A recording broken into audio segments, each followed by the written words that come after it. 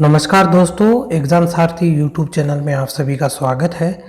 इस वीडियो में हम एक महत्वपूर्ण टॉपिक पर बात करने वाले हैं जो पिछले दिनों चर्चा का एक विषय रहा, secularism in India versus secularism in western world. ये कंपैरिजन हम करने वाले हैं। साथ ही यूपीएससी सिविल सर्विसेज या अन्य पीएससी एग्ज़ाम में किस तरीके से इस पर प्रश्न बनता है वो भी इस वीडियो में हम डिस्कस करने वाले हैं, तो वीडियो में बने रहिए।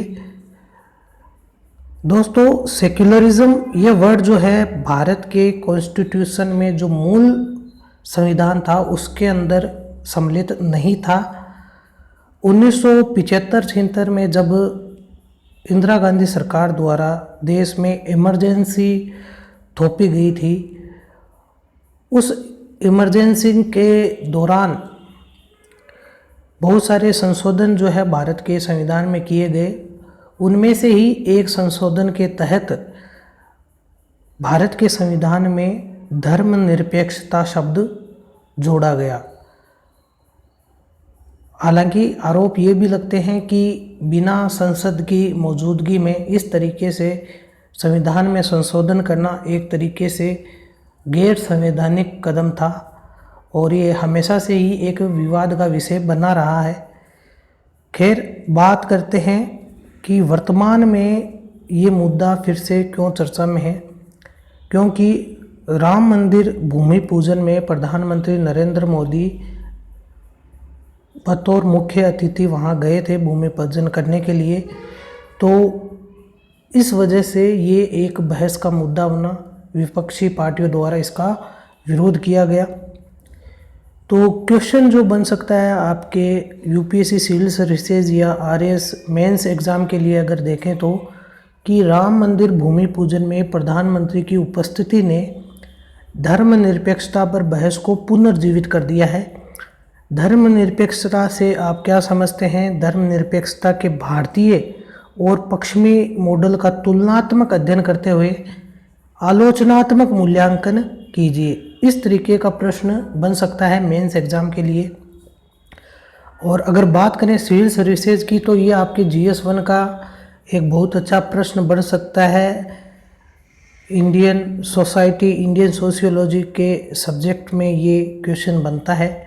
अब इसका जब हम उत्तर लिखेंगे तो वो किस प्रकार से, उसकी क्या भूमिका रहेगी उत्तर की, वो आप एक प्रारूप समझ सकते हैं।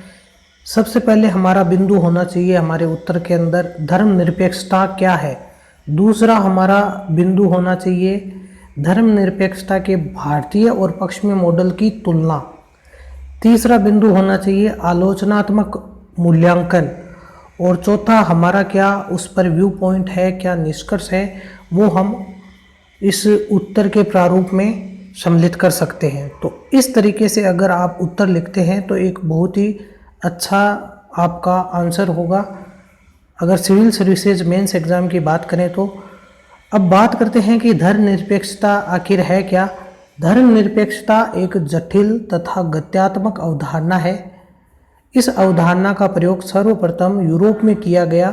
ये एक ऐसी विचारधारा है जिसमें धर्म और धर्म से संबंधित विचारों को यह लोग से संबंधित मामलों से जानबूझकर दूर रखा जाता है, अर्थात तटस्थ रखा जाता है।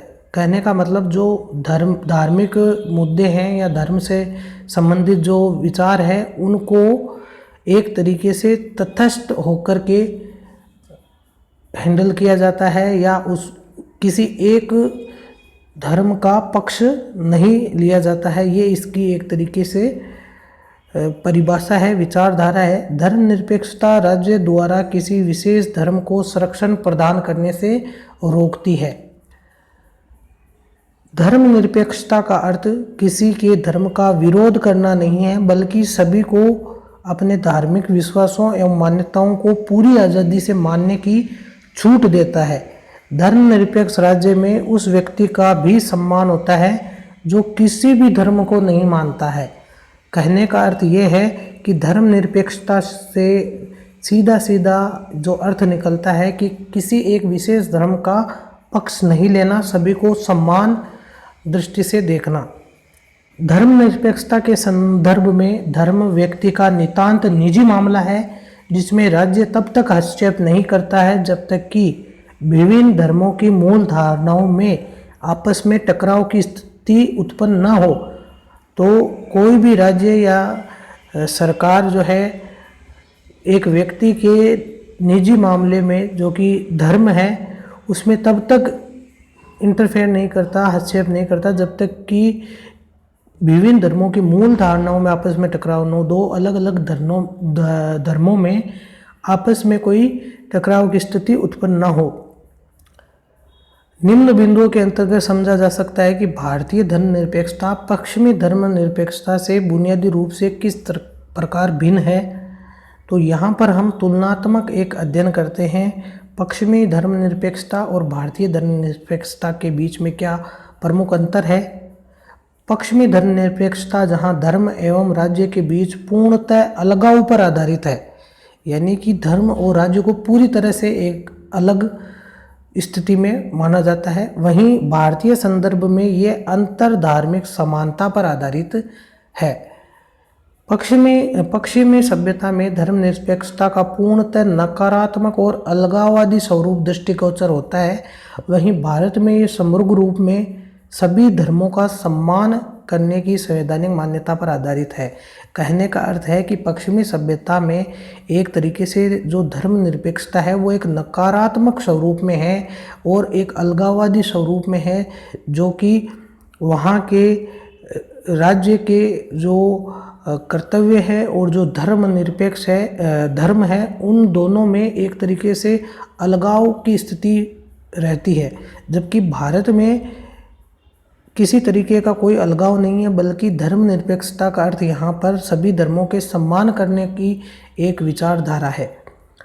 गौरतलब है कि भारतीय धर्मनिरपेक्षता ने अंतर्धार्मिक और अंतर्धार्मिक वर्चस्व पर एक साथ ध्यान केंद्रित किया है।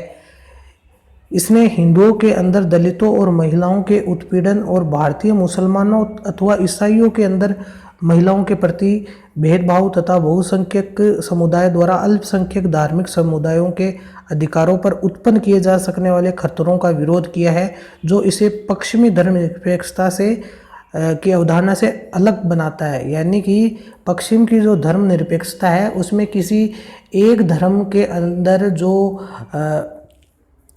भेदभाव है उस पर कोई उसका तटस्थ रवैया नहीं है, उसमें धर्मनिरपेक्षता या सेकुलरिज्म नहीं है।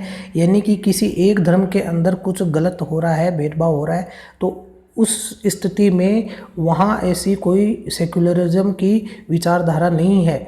लेकिन भारत में एक धर्म के अंदर भी अगर किसी के साथ भेदभाव होता है या कोई धर्म से संबंध नहीं रखता है, कोई अगर एथिस्ट है या नास्तिक है, तो उसके साथ भी अगर कोई भेदभाव होता है तो उसके लिए भी यहाँ पर विरोध किया जाता है, उसको समान दृष्टि से रखा जाता है। यहाँ की ये धर्मनिरपेक्षता की अवधारणा है।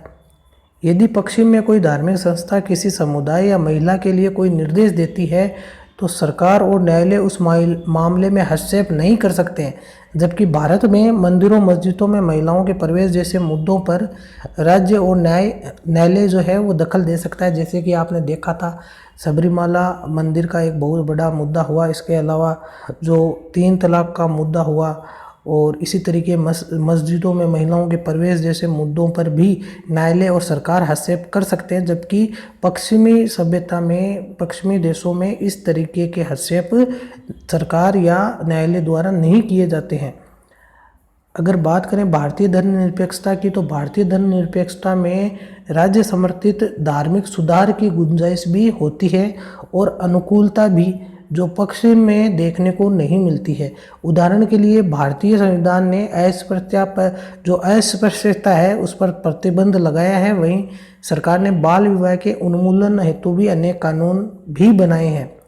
अब भारतीय धर्मनिरपेक्षता की आलोचना भी की जाती है, तो आलोचना के कुछ महत्वपूर्ण बिंदु है कि कुछ आलोचकों का तर्क है कि धर्मनिरपेक्षता धर्म विरोधी है, लेकिन भारतीय धर्मनिरपेक्षता धर्म विरोधी नहीं है। इसमें सभी धर्मों को उचित सम्मान दिया गया है उल्लेखनीय है कि धर्मनिरपेक्षता संस्थाबद्ध धार्मिक वर्चस्व का विरोध तो करती है, यानी किसी एक धर्म के वर्चस्व का विरोध तो करती है, लेकिन ये इसका मतलब ये नहीं है कि वो धर्म विरोधी होने का पर्याय है। धर्मनिरपेक्षता के विषय में ये भी कहा जाता है कि ये पश्चिम से आयातित है, अर्थात ईसाईयत से प्रेरित है, लेकिन ये सही आलोचना नहीं है। दरअसल भारत में धर्मनिरपेक्षता को प्राचीन काल से ही अपनी एक विशिष्ट पहचान रही है। ये कहीं से आयातित नहीं बल्कि भारत की एक मौलिक विचारधारा है। साथ ही ये आरोप लगाया जाता है कि भारत में धर्मनिरपेक्षता राज्य द्वारा संचालित होती है। अल्पसंख्यकों को शिकायत है कि राज्यों को धर्म के मामलों में हस्तक्षेप नहीं करना चाहिए। इसके अलावा आलोचकों द्वारा ये एक अन्य तर्क ये भी दिया जाता है कि धर्मनिरपेक्षता वोट बैंक की राजनीति को बढ़ावा देती है। तो यूनिफॉर्म सिविल कोड जो है वो धर्मनिरपेक्षता के समय एक अन्य चुनौती पेश कर रही है। दरअसल यूनिफॉर्म सिविल कोड यानी कि समान नागरिक संहिता आज तक बहाल नहीं हो पाई है और एक धर्मनिरपेक्ष राष्ट्र के तौर पर ये देश की सबसे बड़ी चुनौती है। तो अगर कोई भी देश धर्मनिरपेक्ष है तो वहाँ पर एक यूनिफॉर्म सिविल कोड होना चाहिए, यानी कि समान नागरिक संहिता, सभी नागरिकों के लिए समान कानून, समान अधिकार, समान कर्तव्य होने चाहिए। तो यहाँ पर हम निष्कर्ष यही निकाल सकते हैं कि धर्मनिरपेक्षता संविधान के मूल ढांचे का अभिन्न अंग है, अतः सरकारों को चाहिए कि वे इसका संरक्षण सुनिश्चित करें। हालांकि मूल संविधान में धर्मनिरपेक्ष शब्द नहीं था, लेकिन संविधान संशोधन के बाद संविधान का जो मूल ढांचा है उसमें धर्मनिरपेक्षता को शामिल किया गया है। तो अब जो सरकारें हैं उनका ये दायित्व है कि धर्मनिरपेक्षता का जो संरक्षण है वो सुनिश्चित हो। तो दोस्तों ये था भारत की धर्मनिरपेक्षता और पश्चिमी जो धर्मनिरपेक्षता में अंतर है, और साथ ही आपके मेंस के लिए महत्वपूर्ण ये क्वेश्चन बन सकता है। अगर आपको ये वीडियो पसंद आया हो तो इसे लाइक करें, शेयर करें और ऐसे ही वीडियोस पाने के लिए आप हमारे इस चैनल को सब्सक्राइब करें। धन्यवाद।